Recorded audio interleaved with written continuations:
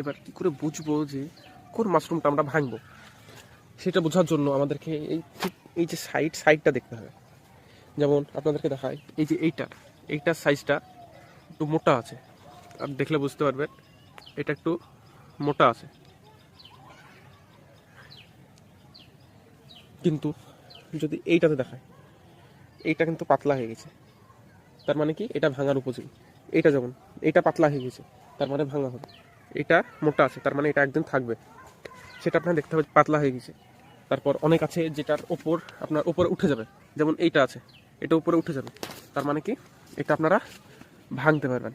যেমন আমরা ভাঙছি, বিসমিল্লাহ, দেখুন কত সুন্দর রেজাল্ট পাওয়া গেছে। এটা হচ্ছে অথেন্টিক মাশরুম ফার্মের আমাদের নিজেদেরই বীজ। তা কেউ যদি বীজের জন্য কন্ট্যাক্ট করতে চান তাহলে বলতে পারুন, আমরা বীজ সাপ্লাই করি। এটাতে প্রচুর ধরেছে একসাথে চারিদিকে, সেজন্য এটা সাইজটা একটু ছোটো হয়ে গেছে।